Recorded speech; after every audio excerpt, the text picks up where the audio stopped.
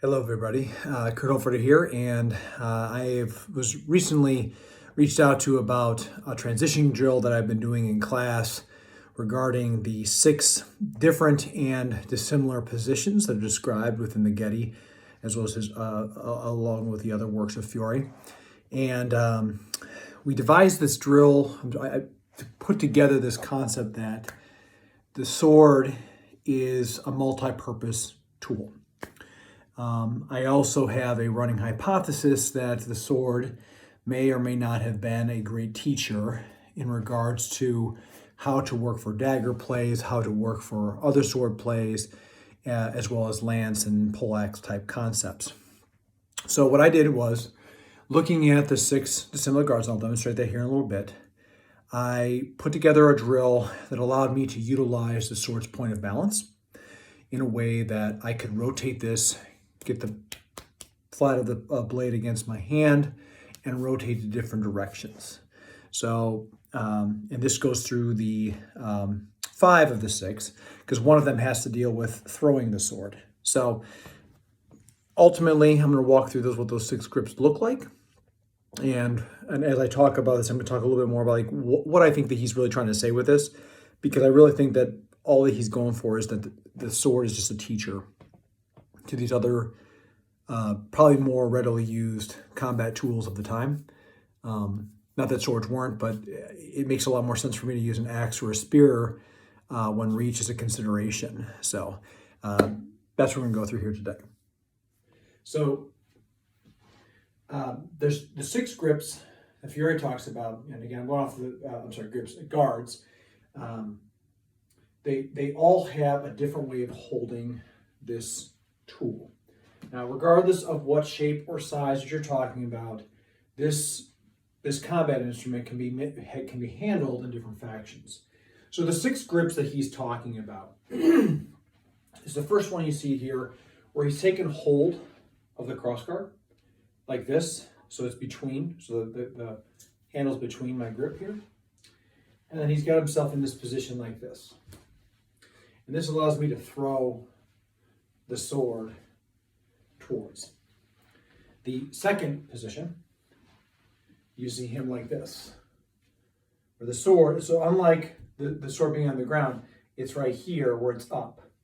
Now, whether this means that you're supposed to stand like this or not, I really don't think that's the case, but ultimately just saying that if you're holding, my guess is that if you're holding the sword in one hand, it makes sense to have it behind you in some form of fashion towards direction so you can get torque against something. Maybe, maybe not, I don't know.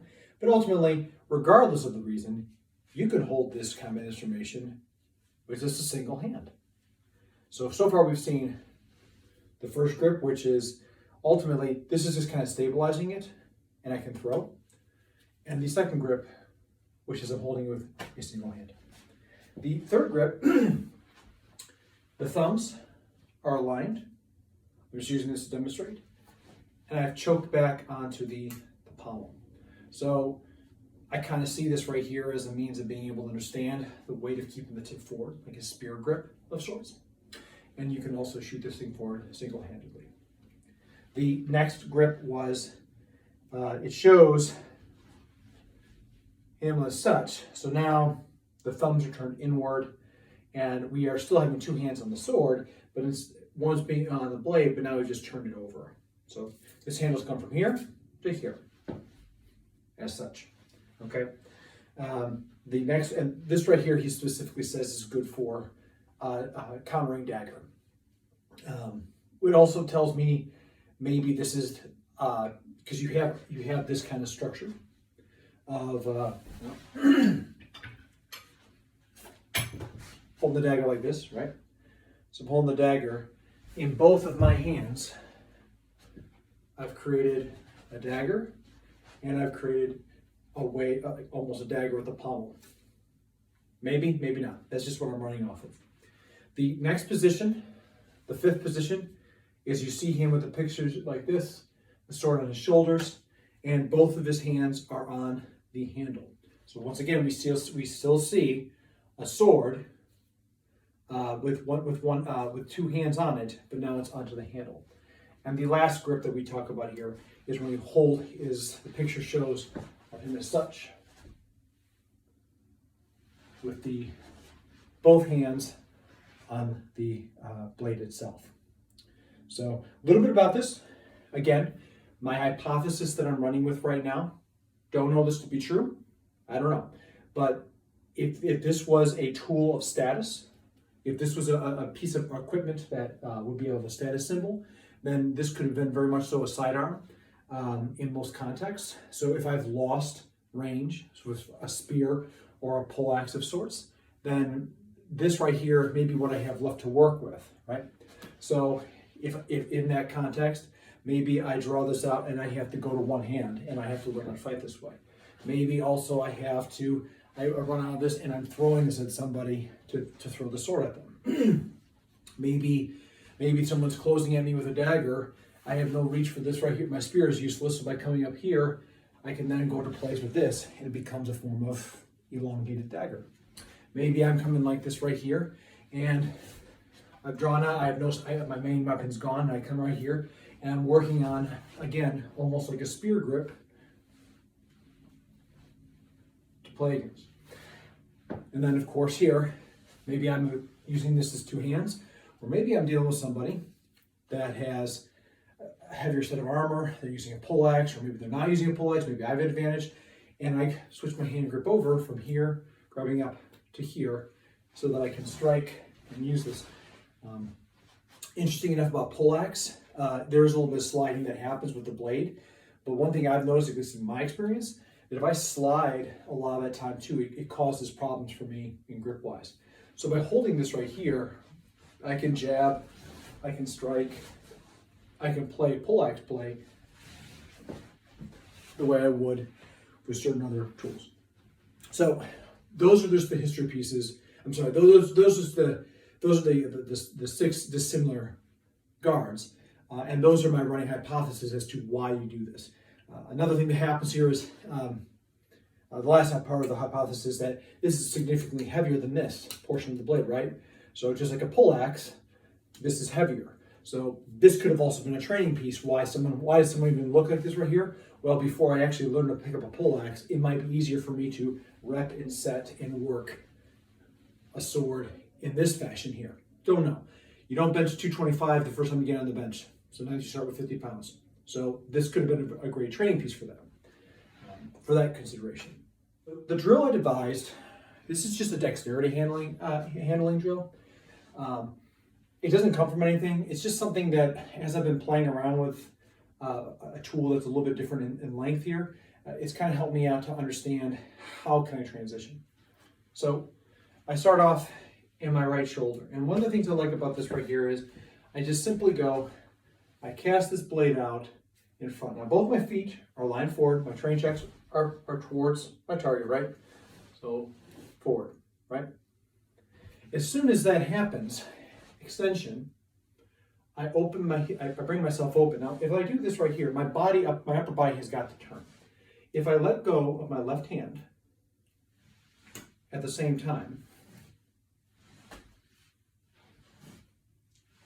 and I let the swords balance, that's where my point of balance is, and I just let it go, then I get this kind of halfway across.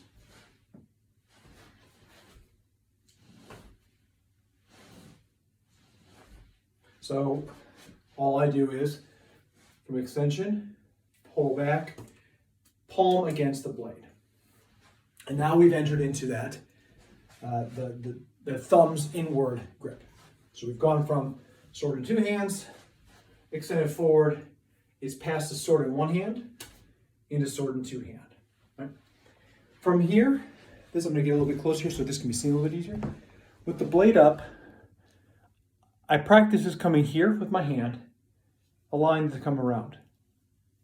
Right? It's slower, it's harder to do when it's slower. But all I'm doing is, I'm here, it's gripped, opening and coming around. So my thumb is on this side, and now it's on this side. Behind the cross guard, in front of the cross guard. Okay? And all I do for that is, I've extended, I'm here, and as this goes, it's really quite quick. So going boom, boom, boom, boom, here. There's no shift here, but now I'm in this position. Now I'm in what I call axe grip, the sixth position you talked about. From here, think of this, because now my hand's more on the point of balance. Think of this as your planetary surface, your orbit. And now the tip and the pommel are planets or moons, if you will. All I do from here, since I'm in this position, is I give a slight push and I come over. So slight push, come over. Now my hands are relatively close here, but I just shift up. So how I do this typically is I'm here, I'm going to go this side so you know I'm on that side. Here, I allow myself to push, come forward, and then I just come here, right across. So push this, here, come up. I'm not sliding this. I'm going from here, up, here, disengage, and then grip again. So now we're on this side. Okay? Since I'm right here, I can also from here just turn over. And now we're in that thumb alignment grip. So walking through the sequence one more time. Forward, pop, over and under. As I just push this and I kind of let myself pass across. So now that I'm pass across, shift my hand and just get used to being able to go like this back and forth. Blade steady, grip wise. Okay. Then I just reverse this. So I'm in my thumb's a line grip. I come back over, I bring it back up. Okay. This is just getting used to being able to go and not us sliding. You know, there's a video out there where someone talks about, you see them put their hand up and down this way, which is probably very instinctual to happen if you're trying to like choke up real fast on something. So I like to do this right here. I'm here, I come over, I come here. I'm learning that I have to grip. And I'm not grabbing on top of the sharper though. I'm trying to keep it so that my palm is, so the flat of everything is on the handle. So flat against this and it's pinching it. So it's not grabbing it like it's a handle. It's more like pinching it. Just a suggestion, a thought. So coming here, right? So I'm extended, my hands are short, I come together, and now on the way back, what I like to do is, now I just, from here, take the pommel, turn it. You get the same thing. Again, I can sit here like this all day and let that rotation of both ends of this portion allow the sword to go where it needs to go. So I'm here to here, turn up, right? Turn up, and now I'm back up into axe grip. To go backwards from axe grip, it's just like you're doing before. So I'm here. Again, you want to make sure that you're close enough to the handle because sliding, not a good idea with a sharp sword. From here, I just kind of open up and find the cross and wrap across. So open up, find the cross, open up, find the cross, grab. So here, so across, here, I'm up. It doesn't matter here, whatever. From here, I just disengage and pop my hand to the cross guard as fast as I can. I'm up in here, thumbs together. And from here, I just push the handle, I push the blade. See, works. Push the blade and it rotates. And now I'm back into this grip. So, free movement on this. Again, extension, here, across, passing over, extend, flip, back up to the axe grip, handle, grip, up top here, and then just push. So that's just the drill. It is really more or less kind of a sequencing action of what can you do with this tool. So that's the drill. And again, I don't know if I said it before, you see I'm doing this with a fetter, please don't try this with a sharp. That's not what I'm proposing here at all. I'm using this right here as an experimental to understand certain things. In fact, I've been asked several times, like, do you think that these people actually do this with sharp swords? I don't know. I've seen some people do some pretty crazy stuff when it came down to life and death, or fear of things happening. So, I mean, is it beyond the possibility that someone would do this? No. Is it beyond the possibility that someone that was trained would have a piece of equipment that was calibrated, keened, and set to do the job? Yes. So, especially during a time frame when armored combat and judicial duels and so on and so forth are very much so the context of certain things, and also battlefields. You have mixed armor on people. Some people have armor, some people don't. Some people are partial, whatever. This tool is a lot more than just a lightsaber. What I think a lot of us forget about. So, to me, a sword was much more like a firearm. You have calibration, and you have purpose. So, you may, if you go onto the battlefield, you're going to be issued what you're supposed to have. And not every time those are going to be with certain round capacities. Sometimes they're not going to be with certain calibers. And for the period of armor, a cutting sword may be good against lightly armored people, but against other people that you might be encountering out there, i.e. other knights or mercenaries or men-at-arms that have partial armor, it really has very limited use that way.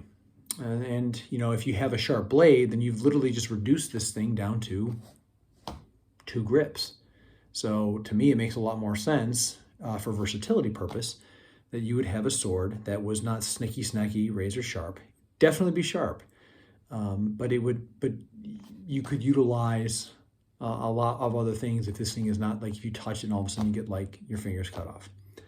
And the last thing I think about this too is that this is, if I was going to be training people in a multitude of arms, the sword's pretty versatile, and I can teach you basic spear concepts by moving into different areas. I can teach you hammer concepts and poleaxe concepts by you grabbing the blade this way, and before you ever touch something. Now, is this true? I don't know, but what it is for me is it's a way to allow people to build and rep themselves up. Anyway, enough said on that right there. Take time with this, play with it, see what you find out. I hope it helps out. And if you have any other questions, please reach out at any time, and I'll see what I can do about putting something together. All right, everybody. Take care out there, stay safe, and fight on.